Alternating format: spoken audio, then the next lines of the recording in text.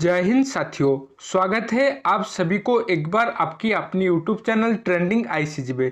तो फ्रेंड्स, आज की इस वीडियो में हम इंडियन कोस्ट गार्ड नाविक एंड जीडी एंड डीबी की जो सेक्शन 1 में जीके एंड साइंस के जो सारे क्वेश्चन आने वाला है, तो सारे 2018, 19 एंड 21 का जितने सारे प्रीवियस ईयर में क्वेश्चन पूछा चुका है उस सारे क्वेश्चन हम डिटेल में डिस्कशन करेगा।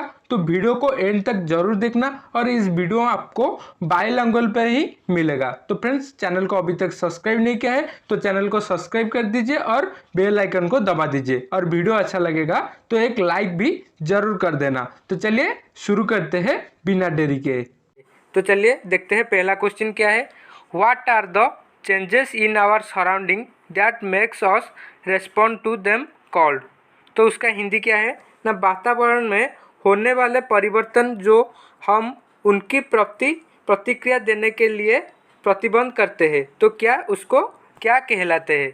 तो उसका आंसर होगा ऑप्शन सी, स्टिमुली, मतलब उद्दीपना कहलाते हैं। तो चलिए देखते हैं next question. The original function of the vertebrate stomach was, मतलब जो वर्टिब्रेट है उनका उदर का मूलभूत कार्य क्या होता है। तो उसका सही आंसर होगा ऑप्शन ए, स्टोरेज, मतलब भंडारण करना, संरक्षित करके रखना। तो चलिए देखते हैं उसका नेक्स्ट क्वेश्चन क्या है। ए deficiency of vitamin A results in, मतलब विटामिन ए की कमी का परिणाम क्या होता है। तो उसका सही आंसर होगा ऑप्शन सी, जेरोथैलेमिया। तो विटामिन ए की कमी से जेरोथैलेमिया होता है, और क्या होता है ना, और नाइट ब्लाइंडनेस होता है, मतलब रातों में कुछ भी दिखाई नहीं देगा। तो विटामिन ए की कमी से होता है। तो चलिए देखते हैं नेक्स्ट क्वेश्चन क्या है। What is the time taken by the pendulum to complete one oscillation is called. तो उसका क्या है, मतलब ना लोकल द्वारा एक दोलन पूरा करने में लिए गए समय को क्या कहते हैं। तो उसका सही आंसर होगा ऑप्शन ए, उसको हम टाइम पीरियड कहते हैं, मतलब उसका मतलब क्या है ना, आवर्तकाल बोलते हैं उसको। तो चलिए देखते हैं नेक्स्ट क्वेश्चन। जब किसी तार से कोई विद्युत धारा प्रवाहित होता है तो क्या कहते हैं। What happens when an electric current is pass through a wire, मतलब एक वायर में इलेक्ट्रिक करंट पास होगा तो उस वायर का क्या होगा ना, उस वायर का द वायर गेट्स हॉट, मतलब जो वायर है, जो तार है वो गर्म हो जाता है। तो चलिए देखते हैं नेक्स्ट क्वेश्चन। निम्नलिखित में से कौन उपभोक्ता के अंतर्गत नहीं आता है। Which among the following is not classified under consumers। तो कंज्यूमर्स के अंदर कौन नहीं आते। तो उसका सही आंसर होगा ऑप्शन नंबर डी, ऑटोट्रॉफ्स, मतलब स्वपेशी, मतलब क्या है ना, अपने खाद्य अपने खुद बनाते हैं। जो हमारे जो ग्रीन प्लांट्स है जो कि अपने खाद्य अपने खुद बनाते हैं, तो उन्होंने सब कौन है ना, कंज्यूमर्स है, मतलब उन्होंने कंज्यूमर्स के अंडर नहीं आते हैं। तो चलिए देखते हैं next question. Who build the first laser, पहला लेजर किसका द्वारा बनाया गया था। तो उसका आंसर होगा ऑप्शन ए। तो चलिए देखते हैं next question. Missile technology controls regime, जिसका शॉर्ट नेम क्या है ना, MTCR, was established in 1987 by dash countries. मिसाइल प्रौद्योगिकी नियंत्रण अधिनियम 1987 डैश देश द्वारा स्थापित किया गया था। Option A G20, option B G4, option C NAM, option D G7। तो उसका सही आंसर होगा ऑप्शन डी, G7। तो उस G7 कंट्री के बारे में थोड़ा बात कर लेते हैं। तो इस G7 में कौन कौन सा जो 7 कंट्री आते हैं, तो कौन कौन सा कंट्री आते हैं। तो पहला कंट्री है कनाडा, नेक्स्ट है फ्रांस, नेक्स्ट जर्मनी, नेक्स्ट क्या है इटाली, नेक्स्ट है जापान, नेक्स्ट कंट्री है United kingdom UK, next country है रूसिया। तो ये जो 7 कंट्री है मैं फिर से रिपीट कर लेता हूँ। Canada, France, Germany, Japan, Italy, United kingdom and Russia. तो ये सब G7 कंट्री के G7 में के अंदर आते हैं। मतलब G7 का मतलब क्या है ना, ग्रुप 7। तो उस सातों देश मिलकर ये जो मिसाइल टेक्नोलॉजी कंट्रोल को स्थापन किया था। तो चलिए देखते हैं next question. Which of the following is a rich source of energy but never cause atmospheric pollution? निम्न में से कौन सा ऊर्जा का धनी स्रोत है और वायुमंडलीय प्रदूषण नहीं करता है? तो उसका सही आंसर होगा ऑप्शन नंबर सी, उसका सही आंसर होगा जो कि सोलर एनर्जी व सौर ऊर्जा। तो चलिए देखते हैं अगला question. The per capita income is also called as, मतलब प्रति व्यक्ति आय के डैश भी कहा जाता है। तो उसका सही आंसर होगा ऑप्शन सी, एवरेज इनकम कहे जाते हैं। तो क्या है ना, प्रति व्यक्ति आय को औसत आय भी कहे जाता है। तो चलिए देखते हैं नेक्स्ट क्वेश्चन। भारतीय संविधान के किसी अनुसूची में संविधान द्वारा मान्यता प्राप्त भाषाओं के बारे में बताया गया है? तो which schedule of Indian constitution deals with languages recognised by constitution? तो उसका सही आंसर होगा option number C, 8th schedule, 8वीं अनुसूची में वो बात कर गया है। तो चलिए देखते हैं नेक्स्ट क्वेश्चन। एक डैश सरकार संवैधानिक कानून और नागरिक अधिकारों की दायरे के अंदर ही काम करता है। ये dash government rules within limits set by constitutional law and citizens right. तो उसका सही आंसर होगा ऑप्शन डी, डोमेस्टिक गवर्नमेंट, मतलब लोकतांत्रिक सरकार। तो चलिए देखते हैं नेक्स्ट क्वेश्चन। 66.1/2 अंश दक्षिण अक्षांश क्या दर्शाते हैं? What does the 66 whole 1/2 degrees south latitude marks? तो उसका सही आंसर होगा ऑप्शन डी, अंटार्कटिक सर्कल दर्शाता है, दक्षिण ध्रुव अंटार्कटिक वृत्त तो उन्होंने दर्शाता है। तो चलिए देखते हैं अगला क्वेश्चन। राष्ट्रीय उच्चतर शिक्षा अभियान के राज्य की डैश शिक्षा प्रणाली अनुधारा के लिए स्वीकृति दी गई थी? द राष्ट्रीय उच्चतर शिक्षा अभियान was approved by the reforming the state dash education system. तो उसका सही आंसर होगा option C, higher education system व उच्चतर शिक्षा प्रणाली। तो चलिए देखते हैं अगला क्वेश्चन। भारत लंका आर्थिक और तकनीक सहयोग कारक एक डैश अनुबंधित है? The Indo Lanka economic and technology corporation agreement is a dash agreement. तो उसका सही आंसर होगा ऑप्शन ए, ट्रेड, मतलब व्यापार अनुबंध है व ट्रेड एग्रीमेंट है। तो चलिए देखते हैं अगला क्वेश्चन। तो वीडियो अच्छा लग रहा है तो एक लाइक कर दीजिए और अभी तक चैनल को सब्सक्राइब नहीं किया है तो सब्सक्राइब कर दीजिए। और जो मेडिकल की वीडियो में कल अपलोड किया था तो नहीं देखा है तो डिस्क्रिप्शन पे लिंक है, जाकर उस वीडियो को भी देख लो। तो चलिए देखते हैं क्या है उस क्वेश्चन में। On which day is human rights day observed? मानव अधिकार दिवस कौन सा दिन मनाया जाता है? तो उसका सही आंसर होगा ऑप्शन बी, 10 दिसंबर। तो चलिए देखते हैं नेक्स्ट क्वेश्चन। भारत सरकार की 8वीं पंचवार्षिक योजना का कार्यकाल क्या था? What was the time period of 8th 5-year plan of government of India? तो उसका सही आंसर होगा ऑप्शन सी, 1992 से लेकर 1997 तक। तो चलिए देखते हैं नेक्स्ट क्वेश्चन। तो जी हाँ दोस्तों, इसका PDF आपको चाहिए तो हमारे टेलीग्राम चैनल डिस्क्रिप्शन पे लिंक है, ट्रेंडिंग ICG वाले जो चैनल है जाकर ज्वाइन हो जाओ उस डिस्क्रिप्शन जो टेलीग्राम में, तो मैं वहाँ पर इस PDF को पोस्ट कर दूँगा। Who invented dynamite? डायनामाइट का आविष्कार किसी ने किया था? तो उसका सही आंसर होगा ऑप्शन सी, अल्फ्रेड नोबेल। जो अभी नोबेल प्राइज़ दिया जाता है तो किसी के नाम पे दिया जाता है ना, उस जो साइंटिस्ट है अल्फ्रेड नोबेल के नाम पे दिया जाता है। तो चलिए आज की सेक्शन की लास्ट क्वेश्चन देखते हैं और सेशन को एंड करते हैं। भारत में उत्पादन का कौन सा घटक प्रचुर मात्रा में है? Which factor of production in abundant in India? तो उसका सही आंसर होगा ऑप्शन बी लेबर, जिसको बोलते हैं श्रमिक। सूर्य की चारों ओर एक स्थिर कक्ष में पृथ्वी की गति को डैश कहते हैं। The movement of the earth around the sun in a fixed path और ऑर्बिट इज कॉल्ड, तो उसका सही आंसर होगा ऑप्शन ए रिवॉल्यूशन व परिक्रमण कहते हैं। तो नेक्स्ट क्वेश्चन देखते हैं। ऊर्जा जरूरत के 70% डैश द्वारा पूरा किया जाता चाहिए।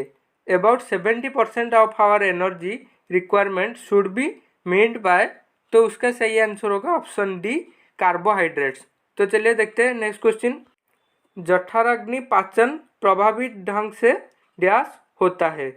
The gastric digestion takes place deficiently in dash, तो उसका सही आंसर होगा ऑप्शन ए एसिडिक मीडियम, मतलब अम्लीय माध्यम से होता है। तो चलिए देखते हैं नेक्स्ट क्वेश्चन। RH फैक्टर का नाम एक डैश की जाति पर रखा गया है। RH factor is named after a species of dash, तो उसका सही आंसर होगा ऑप्शन बी मंकी, बंदर की जाति पर रखा गया है। तो चलिए देखते हैं नेक्स्ट क्वेश्चन। मीटर जो वाहन की चाल मापता है डैश कहलाता है।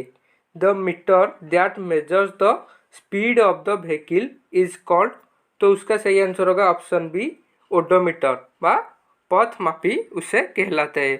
तो वीडियो अच्छा लग रहा है तो एक लाइक कर दीजिए, और उसका PDF आपको चाहिए तो हमारे टेलीग्राम चैनल ट्रेंडिंग ICG पर ज्वाइन हो जाए, जो कि डिस्क्रिप्शन भी लिंक है, जाकर डायरेक्ट उस ग्रुप पे ज्वाइन हो जाओ। वहाँ पर मैं आपको पूरा PDF पोस्ट कर लूँगा।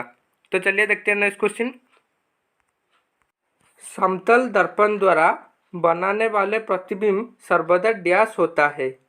The image found by a plane mirror is always dash, तो समतल दर्पण में जो प्रतिबिंब होता है तो वो क्या होता है ना, सीधा होता है, और उसको हम इरेक्ट भी बोलते हैं। इरेक्ट, जो image found by a plane mirror is always erect. तो चलिए देखते हैं नेक्स्ट क्वेश्चन। पोटेशियम परमांगनेट का सूत्र डैश है। The formula of potassium permanganate is, जो पोटेशियम परमांगनेट है उसका फॉर्मूला क्या है, तो उसका सही आंसर होगा ऑप्शन ए KMnO4। तो चलिए देखते हैं नेक्स्ट क्वेश्चन। आवर्त तालिका की मध्य में तत्वों को डैश कहा जाता है। The elements in the middle of the periodic table are called, जो पीरियोडिक टेबल का मध्य में जो तत्व रहता है उसको हम क्या कहलाते हैं ना, उसको हम संक्रमण तत्व कहलाते बा ट्रांजिशन एलिमेंट उसको कहते हैं। तो इस चैनल पर नहीं है तो प्लीज़ चैनल को सब्सक्राइब कर दीजिए, और पिछला जो वीडियो मैं सब अपलोड कर चुका है, जो डे 1 से वीडियो जाके देख लो। ये तो डे 2 है, तो डे 1 भी जीके एंड GS का डे 1 अपलोड हो चुका है, उस वीडियो को भी जाके देख लो। तो चलिए देखते हैं नेक्स्ट क्वेश्चन। एक धातु सल्फेट में सूत्र MsO4 है, उसी धातु को क्लोराइड में सूत्र डैश होगा। A metal sulphate has the formula MsO4, A chloride of the same metal will have the formula of, तो उसका सही आंसर होगा ऑप्शन सी MCl2। तो चलिए देखते हैं नेक्स्ट क्वेश्चन। 17वीं समूह का तत्व का सामान्य नाम डैश होता है। The general name of the elements in 17th group are, मतलब जो पीरियोडिक टेबल है, आवर्त जो तालिका है उसका जो 17 नंबर जो ग्रुप है उसको हम क्या कहलाते हैं, तो उसको हम हालोजेंस कहलाते हैं। तो ऑप्शन बी आपका सही आंसर है। तो ये जो क्वेश्चन आप सब देख रहे हो ये 2019-20 में जो प्रीवियस ईयर की क्वेश्चन में जो भी सारे क्वेश्चन आया था उसी से ही इस क्वेश्चन लिया गया है। तो चलिए देखते हैं नेक्स्ट क्वेश्चन। तो ये सारे साइंस का क्वेश्चन थे, अभी हम जीके की क्वेश्चन डिस्कशन करेंगे। तो 11वीं नंबर का क्वेश्चन क्या है ना, GDP की गणना में किसे नहीं सम्मिलित किया जाता है। While calculating GDP which among the following is not include, तो उसका सही आंसर होगा ऑप्शन सी इंटरमीडिएट गुड्स व माध्यमिक उत्पाद को सम्मेलन नहीं किया जाता है। तो मुझे पहले बताओ कि जीएसटी का फुल फॉर्म क्या है। तो चार्ट बॉक्स में लिख दो कि जीएसटी का फुल फॉर्म क्या है। तो चलिए देखते हैं next question. Where to the bank use the major portion of the deposits. Bank अपनी जमाओं का अधिकतम तत्व किस दिए में को दिए के उपयोग करते हैं। तो उसका सही आंसर होगा टू एक्सटेंड लोन्स। लोन को वितरण में व्यवहार करते हैं, उपयोग करते हैं। तो चलिए देखते हैं नेक्स्ट क्वेश्चन। और जीएसटी का फुल फॉर्म क्या है मुझे चार्ट बॉक्स में लिखिए। भारतीय संविधान में कितना मौलिक तत्व दिया गया है। How many fundamental duties way given in Indian constitution. तो उसका सही आंसर होगा ऑप्शन बी 11 फंडामेंटल ड्यूटीज, मतलब 11 मौलिक कर्तव्य भारतीय संविधान में दिया गया है। तो चलिए देखते हैं अगला क्वेश्चन।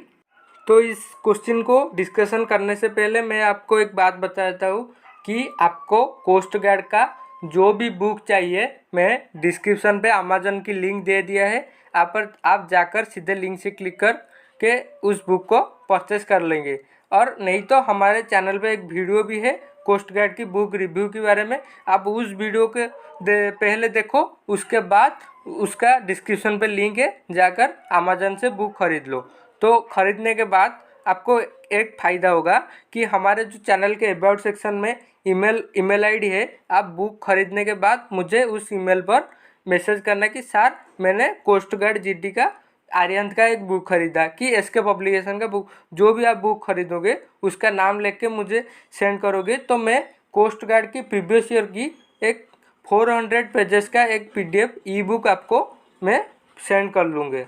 तो चलिए देखते हैं नेक्स्ट क्वेश्चन। किस वर्ष साइमन कमीशन भारत आया था। Which year Simon commission came to India. तो उसका सही आंसर होगा ऑप्शन सी 1927। तो चलिए देखते हैं नेक्स्ट क्वेश्चन। कौन सा एक ऐसे महाद्वीप है जिससे होकरकर्क और मकर दोनों रेखाएं गुजरती है। Which is the only continent through the tropic of Cancer, the equator and the tropic of Capricorn pass. तो उसका सही आंसर होगा ऑप्शन डी अफ्रीका। जो अफ्रीका में tropic of Cancer, tropic of equator and tropic of Capricorn तीनों रेखा एक साथ पास करते हैं। तो चलिए देखते हैं नेक्स्ट क्वेश्चन। किस समय भारत में दक्षिण पश्चिम समुचित वर्षा होते हैं। What is the duration of south west monsoon season rain in India. तो साउथ वेस्ट रीजन में जो मानसून आता है कौन सी टाइम से लेकर कौन सी महीना तक होता है। तो उसका सही आंसर होगा ऑप्शन डी जून से लेकर सितंबर तक होता है। तो चलिए देखते हैं अगला क्वेश्चन। कोलेस्ट्रॉल का संश्लेषण किसमें होता है। Cholesterol is synthesised in dash. तो उसका सही आंसर होगा ऑप्शन सी लीवर, मतलब यकृत में होता है कोलेस्ट्रॉल का संश्लेषण। तो चलिए देखते हैं नेक्स्ट क्वेश्चन। तो उससे पहले मैं एक छोटा सा रिक्वेस्ट करता हूँ कि आपको वीडियो जो मतलब मेडिकल के बारे में जानना है, कोस्ट गार्ड की मेडिकल के बारे में, तो मैं A to Z एक वीडियो बना के रखा हूँ, तो भी अपलोड भी हो चुका है चैनल पे और डिस्क्रिप्शन पे लिंक है, जाकर उस वीडियो को भी देख लो। उसमें मैं कोस्ट गार्ड की मेडिकल में A to Z क्या क्या होता है और उसी प्रॉब्लम को आप कैसे दूर कर सकते हैं, सारे डिटेल्स में उस वीडियो बनाया है। उसके बाद भी आपका कुछ प्रॉब्लम है, कुछ भी डाउट है, उस वीडियो के नीचे कमेंट में लिख दोगे, मैं तुरंत बाद ही आपका आंसर दे दूंगा। तो चलिए देखते हैं नेक्स्ट क्वेश्चन। 5 जगत वर्गीकरण का प्रतिपादन व्यास किया गया। 5 क्लासिफिकेशन वाज प्रपोज्ड बाय। तो उसका सही आंसर होगा ऑप्शन ए व्हिटेकर ने 5 क्लासिफिकेशन का शुरुआत किया था। तो चलिए देखते हैं आज का लास्ट क्वेश्चन। तो क्वाशियोर एक रोग है उस बच्चे को हो सकता है जो लेता है। Kwashiorkor is in children who gets dash. मतलब एक रोग है जो बच्चों को होता है, किसी वजह से होता है, ना कम प्रोटीन वाले भोजन की वजह से, लो प्रोटीन डाइट।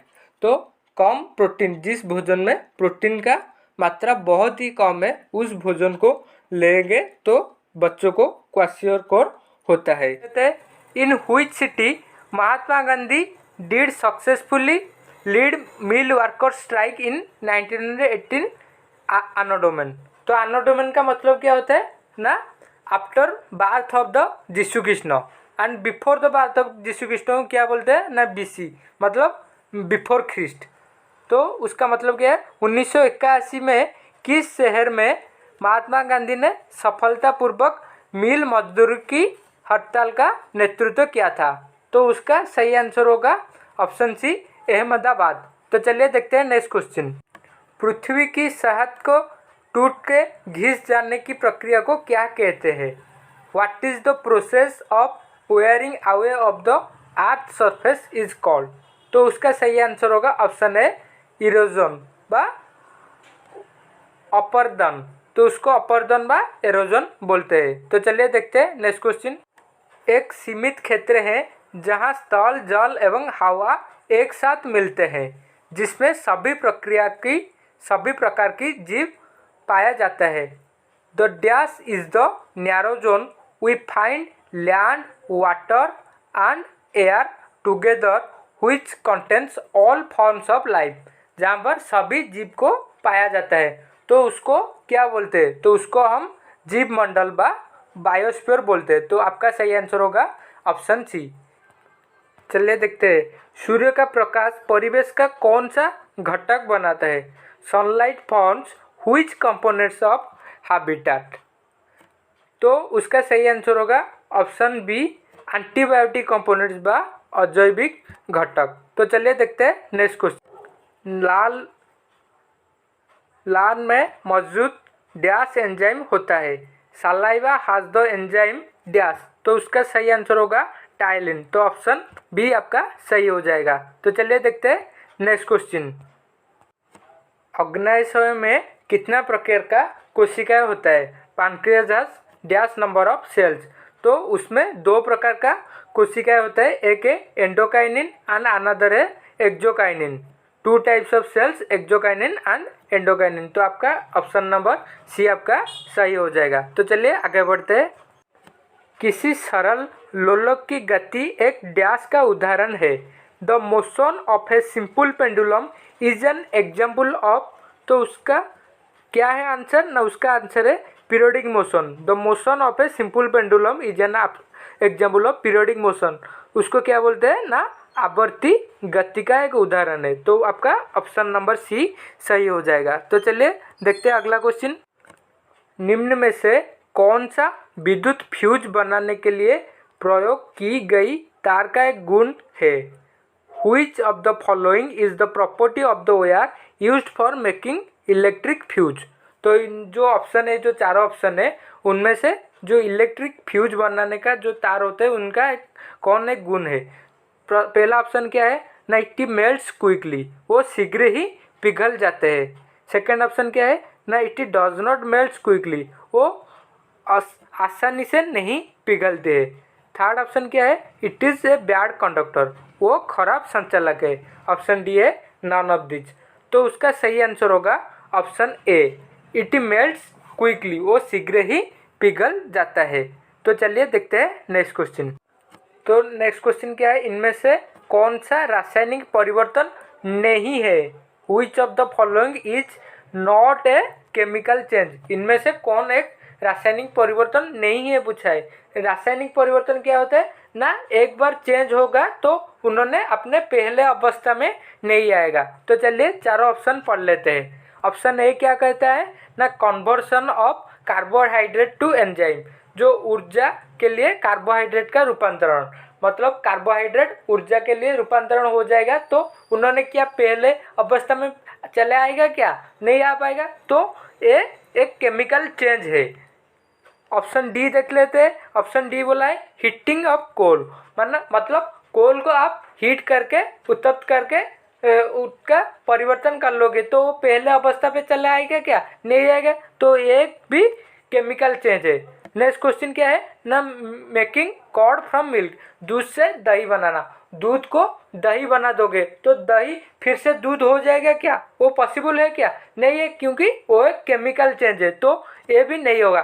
तो उसका सही आंसर होगा ऑप्शन बी। ऑप्शन बी क्या है ना, कन्वर्टिंग वाटर इनटू स्टेम, पानी को भाप में परिवर्तन करना।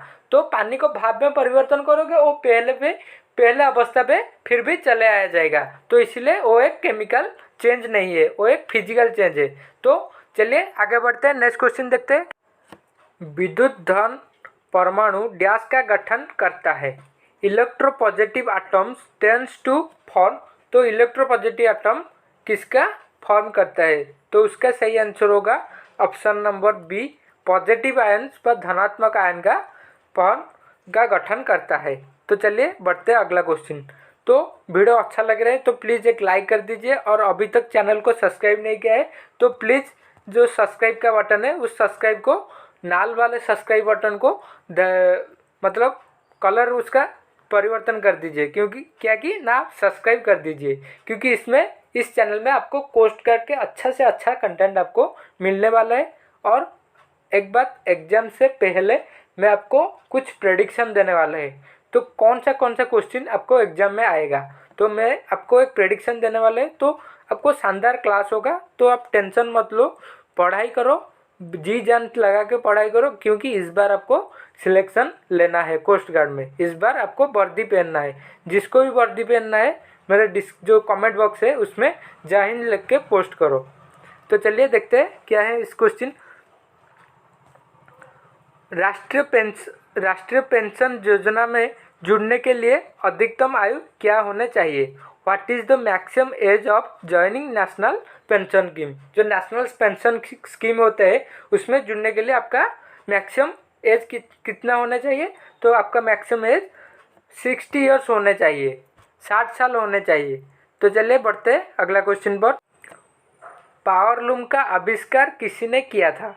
Who invented powerloom? तो किसने पावरलूम का आविष्कार किया था ना, एडमंड कार्टराइट ने किया था। तो उसका इसलिए आपका आंसर होगा ऑप्शन नंबर बी। तो चलते देखते हैं नेक्स्ट क्वेश्चन क्या है। किस देश को क्रिकेट का जन्म स्थान माना जाता है? Which country is considered to be the birth place of cricket? तो क्रिकेट का जन्मस्थल किसको माना जाता है? ये क्वेश्चन तो आप सब जानते हो। तो हम इंग्लैंड को क्रिकेट का बर्थ प्लेस मानते हैं, तो इसलिए आपका सही आंसर होगा ऑप्शन नंबर डी। तो चलिए बढ़ते हैं अगले क्वेश्चन पर। हमारे देश की सबसे प्राचीन भाषा कौन सी है? Which is the most ancient language of our country? तो हमारे देश का सबसे प्राचीन लैंग्वेज कौन है ना, संस्कृत, जिसको हम संस्कृत बोलते हैं हिंदी में। तो इसलिए आपका सही आंसर क्या होगा ना, ऑप्शन नंबर सी। तो चलिए देखते हैं नेक्स्ट क्वेश्चन क्या है। The most populated state in India? तो भारत में सर्वाधिक जनसंख्या वाले राज्य कौन सा है? तो उसका सही आंसर होगा ऑप्शन बी, उत्तर प्रदेश। तो उत्तर प्रदेश में जनसंख्या सबसे ज़्यादा है। तो मुझे बताओ कि क्षेत्रफल की दृष्टि से भारत की सबसे बड़ा राज्य कौन है? तो चलिए देखते हैं नेक्स्ट क्वेश्चन, उसका आंसर कमेंट में मुझे बताओ। नेक्स्ट क्वेश्चन क्या है। India does not share its north eastern border with the following country? मतलब ये जो चारों ऑप्शन है, कौन सा जो कंट्री है निम्न में से कौन सा देश भारत का पूर्वोत्तर सीमा जुड़ा नहीं है, मतलब नॉर्थ ईस्टर्न बाउंड्री को शेयर नहीं करते? तो चाइना के साथ तो शेयर करते हैं। तो ये जो भारत है, भारत के मैप जो है, तो यहाँ है नॉर्थ ईस्टर्न, वहाँ पर क्या है, उन्होंने चाइना का साथ बाउंड्री शेयर करते हैं, भूटान के साथ बाउंड्री शेयर करते हैं, नेपाल के साथ बाउंड्री शेयर करते हैं, लेकिन श्रीलंका के साथ बाउंड्री उन्होंने शेयर नहीं करते, क्योंकि श्रीलंका दक्षिण में है, भारत का दक्षिण में श्रीलंका अवस्थित है, तो इसलिए श्रीलंका के साथ बाउंड्री शेयर नहीं करते हैं। तो चलिए बढ़ते हमारे नेक्स्ट क्वेश्चन पर। Dash is the national bird of India? Bharat का राष्ट्रीय पक्षी कौन है? तो आप सब जानते हैं भारत का राष्ट्रीय पक्षी कौन है ना, मोर है। Peacock is the national bird of our India. तो चलिए देखते हैं नेक्स्ट क्वेश्चन।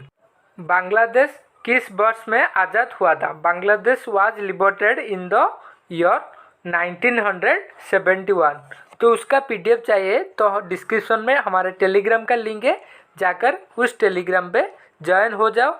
मैं वहाँ पर वीडियो अपलोड होने के बाद वहाँ पर आपका पीडीएफ पोस्ट कर दूँगा। तो चलिए देखते हैं नेक्स्ट क्वेश्चन क्या है ना। Arjun award is given to, Arjun award dash को दिया जाता है। तो किसी लिए अर्जुन अवार्ड दिया जाता है, मतलब कौन सा पर्सन को अर्जुन अवार्ड दिया जाता है? तो आउटस्टैंडिंग ऑफ स्पोर्ट्स पर्सन, जो खेल में अच्छा प्रदर्शन करते हैं उनको अर्जुन अवार्ड दिया जाता है। तो चलिए देखते हैं नेक्स्ट क्वेश्चन, जो कि आज का एक आपका लास्ट क्वेश्चन है। तो चलिए देखते हैं क्या है क्वेश्चन। निम्नलिखित में से कौन सा कोशिका को आत्मघाती बैग कहे जाते हैं? The suicidal bag of the cell are, मतलब कौन सा कोशिका को आत्मघाती सुइसाइडल बैग बोला जाता है? तो उसका सही आंसर होगा लाइसोजोम। लाइसोजोम को हम सुइसाइडल बैग बोलते हैं। तो आपका सही आंसर होगा ऑप्शन ए। तो आज के लिए इतना है। वीडियो अच्छा लग रहा है तो लाइक कर दीजिए।